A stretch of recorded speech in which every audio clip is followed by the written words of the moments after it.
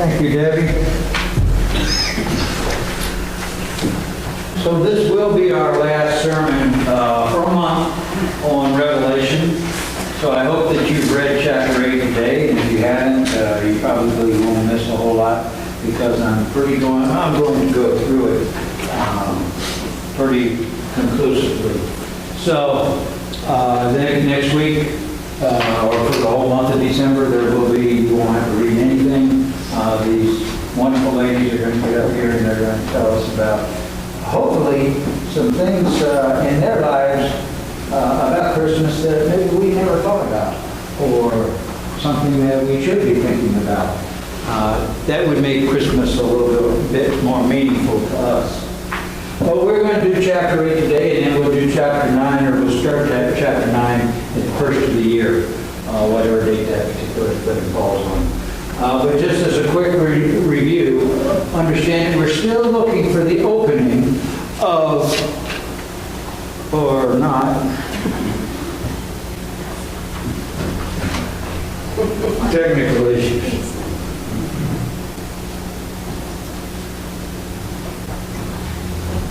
Hey, guess what? We're still waiting for the opening of the seventh seal. Chapter 6 talked about the Lamb opening the first 6 seals, but stopped before it got to the 7th seal. And then in chapter 7, we talked all about the 144,000 Jewish evangelists that started a revival in the world, and how successful that was, and how all those people, ultimately they died and became tribulation saints. But again, ended before it mentioned the opening of the 7th seal. So we're going to find the 7th seal is going to be opened today. It's going to start right away with our chapter 8. As it starts with the appearance of 7 angels and 7 trumpets. But before we get into that, I wanted to mention a pattern that we see here. And in the 7 seals, you'll notice that there was 4 horsemen, and there were 3 additional judgments. And likely with the 7 trumpets, it's going to be broken into 2 sections too. The first 4 trumpets are going to be what we call 1/3 judgments. And then the second 3 judgments are going to be what we call woes. We read that in our call to service today, or call to worship today. It has a kind of an ominous sound to it. That's probably because it is ominous. It's just heartbreaking.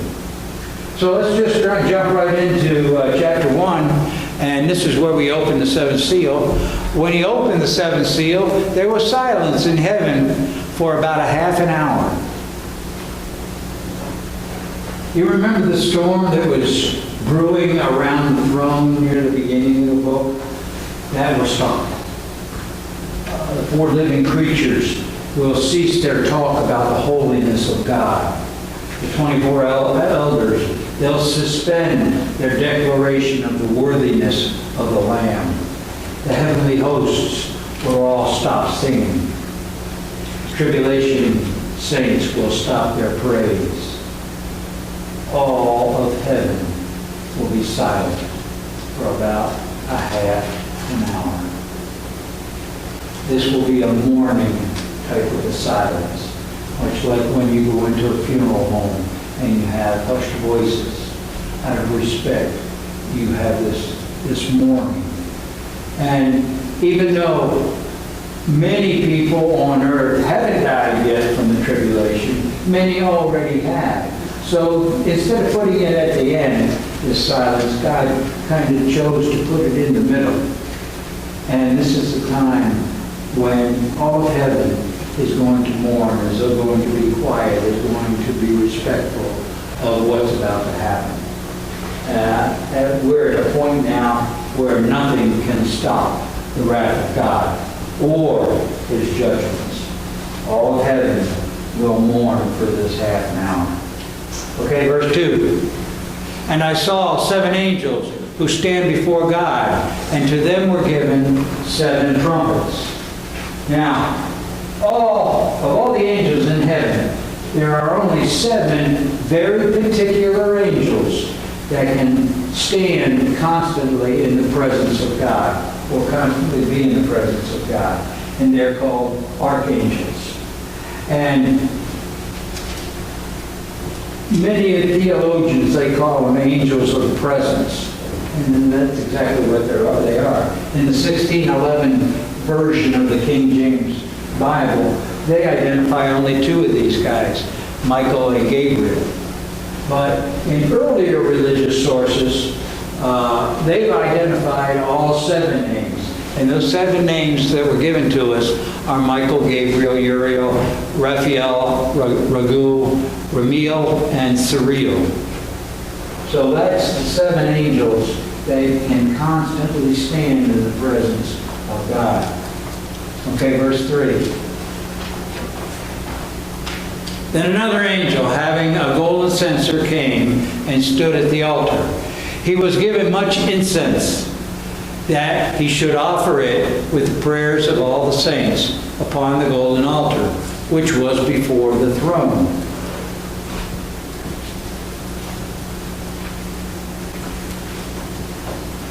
Let's go to 5. This is what we believe will be that censer and what the altar will probably look like.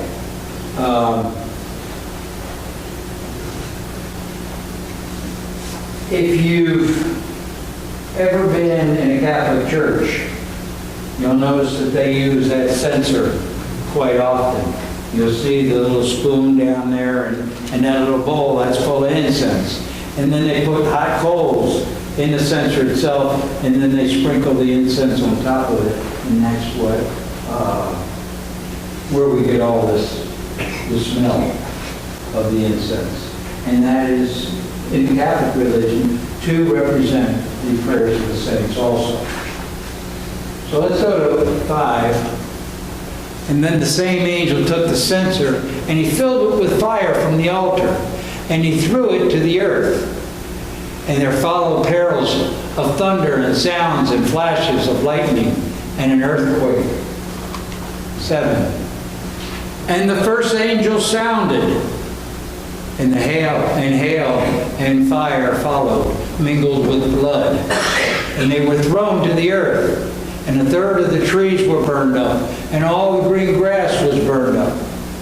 Now, probably a better interpretation of the second part of the grass is that a third of the grass burned up. Because later on in the book we find that grass is referred to again that isn't burned up. So a third and a third. Remember this whole section right now, this first 4 trumpets are called the thirds. Understand this is not symbolic stuff. You'll remember a few examples of exactly this type of thing earlier in history in the Old Testament.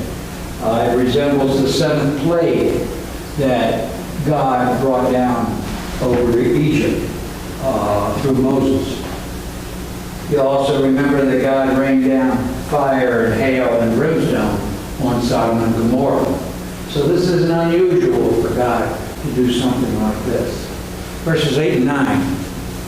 Then the second angel sounded, and something like a great mountain burning with fire was thrown into the sea. And a third of the sea became blood, and a third of the creatures in the sea died, and a third of the ships were destroyed. He says it was like a burning mountain, meaning he wasn't really sure what it was. It could have been a burning meteor. Some people say it could have been a nuclear missile. I'm sure we're going to recognize it when we're sitting on our balcony in heaven watching all this stuff unfold. 10 and 11. And a third angel sounded, and the great star fell from heaven, burning like a torch. And it fell on a third of the rivers and on the springs of water. And the name of the star is Wormwood. And a third of the waters became wormwood. And many men died from the water because it was made bitter. Again, it isn't likely that this was a star that fell. And it really doesn't matter because the results are going to be the same. The results are going to be traumatic. Wormwood, in case you don't know, is a bitter herb. And, well, essentially it's poisonous. And it's mentioned in the Old Testament in the Bible. And it will contaminate a third of the water around the world. That's a massive amount of water. And hundreds and hundreds of thousands of people will die just from drinking the water. Verse 12. Then the fourth angel sounded, and a third of the sun was struck, a third of the moon, and a third of the stars, so that a third of them were darkened, and a third of the day did not shine, and likewise the night. Something that I don't want you to overlook about this particular trumpet. I don't want you to overlook the fact that many pagan religions from the beginning of time worship these particular celestial objects. The Bible warns us quite emphatically that astrologers and fortune tellers and even witches that rely on these objects to tell the future should never be listened to. But so many people do believe in this stuff. And that's why I think that we have this particular trouble. Now, will this be a literal blackout? I really have no idea. But it could be the result of something. It could be the result of a nuclear attack, which will bring us what is called a nuclear winter. And we're going to have that nuclear winter irregardless of how 1/3 of the sun gets covered up. What's going to happen is it's going to trigger very major winter storms all around the world. And quite literally, multitudes of people will freeze to death at this particular time. Verse 13. And then I looked and I heard an angel flying into mid-heaven, saying with a loud voice, Woe, woe, woe to those who dwell on the earth, because of the remaining blasts of the trumpet of the three angels who are about to sound. Say that all these judgments are severe would be a huge understatement.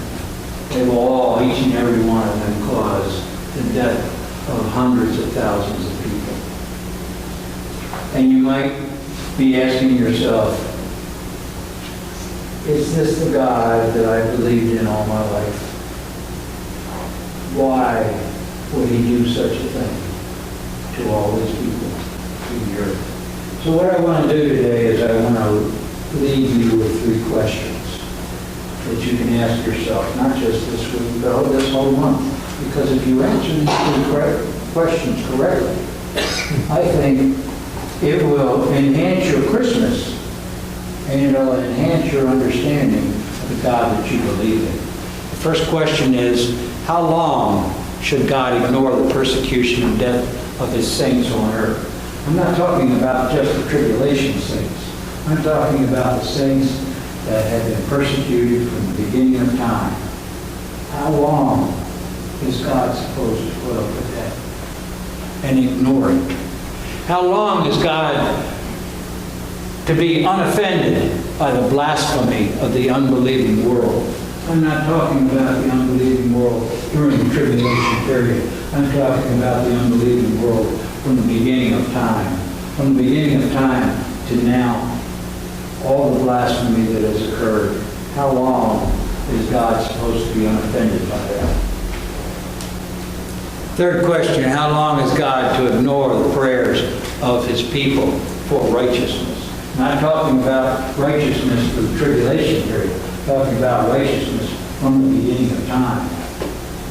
All the people throughout history who have prayed for and cried for righteousness in this world. God made righteousness a big part of Christianity. He made it a part of us, of who we are. He demanded it of us. Now, how could he demand it of us and not produce it for himself? Answer those three questions and you'll begin to understand Revelation a little bit better. you'll be able to understand who God is a little bit better. Amen. Amen.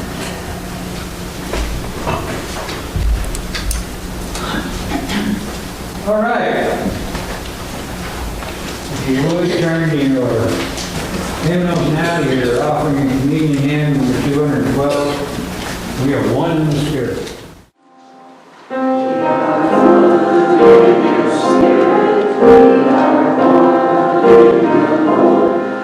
are one in the